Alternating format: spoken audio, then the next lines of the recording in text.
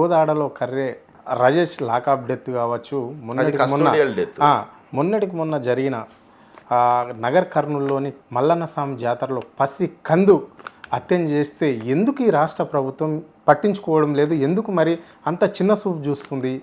వాళ్ళు చిన్న కులం కాబట్టి. మీ ప్రశ్నలోనే సమాధానం ఉన్నది సార్. వాళ్ళు చిన్న కులం, అది అయినందువల్ల పోరాటం చేసేటటువంటి తత్వం కలిగిన వాళ్ళు, ఎదురు తిరిగే తత్వం కలిగిన వాళ్ళు, ఒక గ్రూపుగా తయారయ్యి ఈయన మీద తిరిగే వాళ్ళు ఎవరు లేరని. ఇప్పుడు ప్రొటెక్షన్ ఎందుకు నీకు? డిఫెన్స్లో వస్తారు, ఎవడన్నా దాడి చేస్తాడు అని. దాడి చేసేవాడే లేనప్పుడు నీకు ప్రొటెక్షన్ ఎందుకు? అవసరం లేదు కదా. ఇదే అమెరికా పోండి మీరు, వాడు ఎంత పెద్ద క్యాబినెట్ మినిస్టర్ అయినప్పటికీ కూడా అందరితో పాటే మన ఇంటి పక్కనే ఉంటాడు. అసలు ఒక క్యాబినెట్ మినిస్టర్ అనేది కూడా మనకు తెలియదు, ఒక గవర్నర్ అనేది కూడా మనకు తెలియదు, అంత పెద్ద పదవి. ఇవాళ వీళ్ళందరూ కూడా ఇంత పెద్ద సెక్యూరిటీ జెడ్ ప్లస్ ఈ సెక్యూరిటీస్ దేనికి పెట్టుకుంటున్నారు వీళ్ళు? భయం, అంతర్గత భయం. ఈ అంతర్గత భయం దేనికి? అరే 1,00,000 మందిలో ఎవడో ఒకడు కొండా లక్ష్మణ్ బాపూజీ లాంటి వాడు ఉంటాడు కదా, వీడు బాంబేస్తాడరా కాబట్టి ఈ సెక్యూరిటీ కావాలి. నువ్వు మంచిగా చేస్తే, ప్రజారంజకమైనటువంటి పాలన చేస్తే ఈ సెక్యూరిటీలు ఏం పనికొస్తాయి? తర్వాత మీరు అడిగిన క్వశ్చను ఏంటి అని అంటే, ఈ కొర్ల రాజేష్ గురించి అడిగారు మీరు, ప్లస్ ఇది నాగర్ కర్నూలు పసికందు. కొర్ల రాజేష్ది మనం మాట్లాడదాం ఫస్ట్. ఈ కొర్ల రాజేష్ని రాంగ్ ఐడెంటిటీ తోటి ఆయన్ని తీసుకొని పోయారు. ఎవడికో అదేదో ముఖ్యమంత్రి సహాయ నిధి నుంచి పైసలు వచ్చినాయి. అతని పేరు రాజేషే, ఇతని పేరు రాజేషే. ఈ రాజేష్ని పట్టకపోయి ఇప్పుడు మనకి నువ్వు ఈవిల్ ఇంటెన్షన్ ఉన్న అతను ఏం చేస్తాడు? వెంటనే ఎఫ్ఐఆర్ చేసి పడేస్తాడు.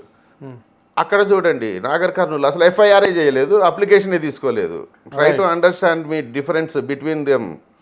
ఇది సామాజిక వర్గం ఏంది? మాదిగా కొర్ల రాజేష్, అది సామాజిక వర్గం మాదిగా. అమ్మాయి మాదిగా, ఆ అబ్బాయి సాకలి అనుకోండి, ఆ అబ్బాయి సాకలి.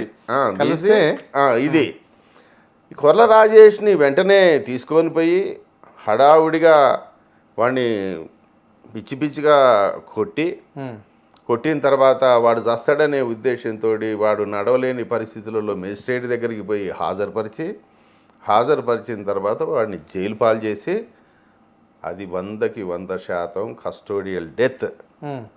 ఈ మూల సూత్రాలు ఏవి తెలవని కొంతమంది ఉద్యమకారులు కూడా ఉన్నారు.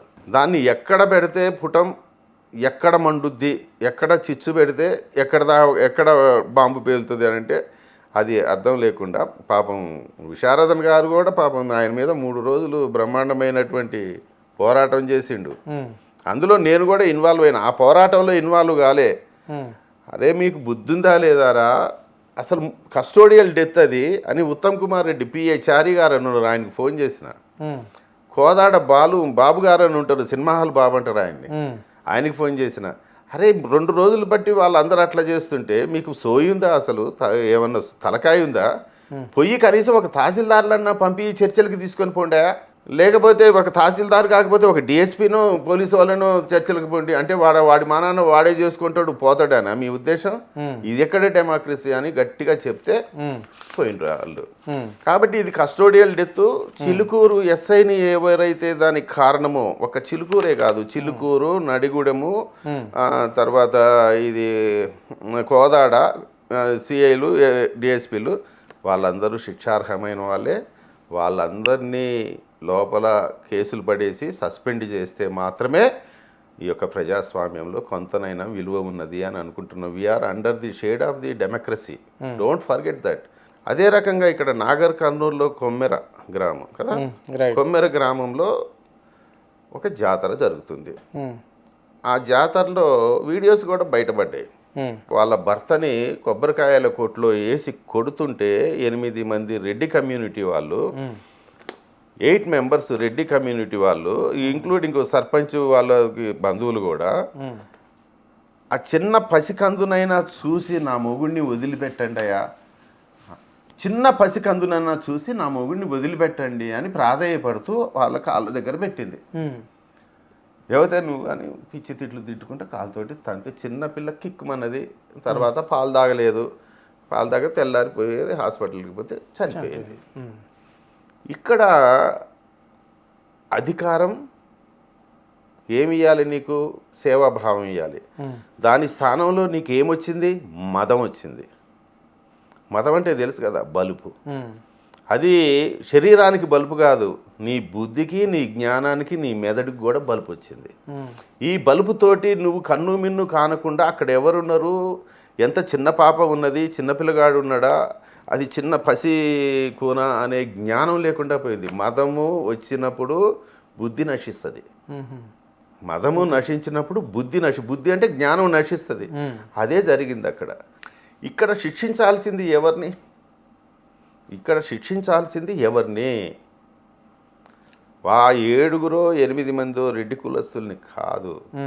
ఈ అమ్మాయి పిటిషన్ ఇస్తే నువ్వెందుకు పట్టించుకోలేదు అనే దగ్గర పోలీస్ వాడిని.